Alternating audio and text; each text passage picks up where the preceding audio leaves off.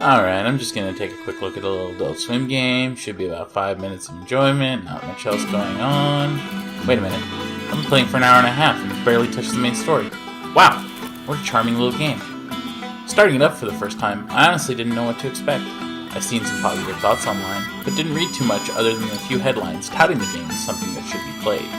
After some time, I can say that Westerado Double Barreled by Ostrich Banditos is definitely something worth taking a look at. To say this game feels like the original Zelda would probably be the most apt description I can think of to describe it. I spent much of my initial playtime wandering around without any real sense of what I wanted to do next, figuring out the mechanics and trying to get as much cash as I could to upgrade my gun. The game's combat takes place in real time, and you have to actually draw your gun and cock it before you can fire. And each shot has the same process. It makes every shot really count for something, as missing a shot can result in you getting shot yourself. Your life is represented by hats, because as your brother and uncle tell you, not having a hat is lethal. You can also pull your gun on anyone, and in most cases the bad guys won't immediately attack you, which can lead to you getting in a couple of shots before anyone is the wiser. If I have a small criticism, it's that the movement feels a bit too rigid, as you can really only move up, down, left, and right while your gun is drawn, but you have full 8-direction movement when moving normally.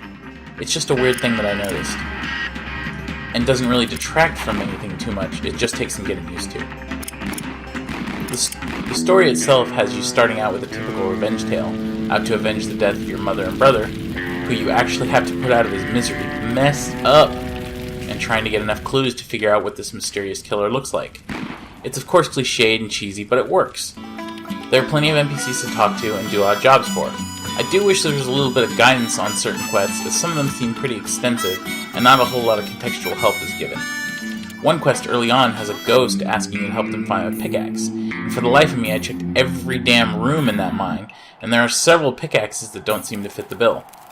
Also, some of the areas have a sign telling you that you can make sure to have a miner's hat on, but for the life of me I couldn't find one. I did eventually solve the puzzle, but it was after coming back to the game and just saying fuck it, let's go through the caves. The game looks excellent, with a perfect use of pixel art style, but the music itself is anything but, with the perfect amount of silence and an excellent transition to battle music when you get into a gunfight. The one thing I see as being a potential issue is that so many of the character models look similar, I think I might have a problem recognizing the actual murderer even when I get all the details.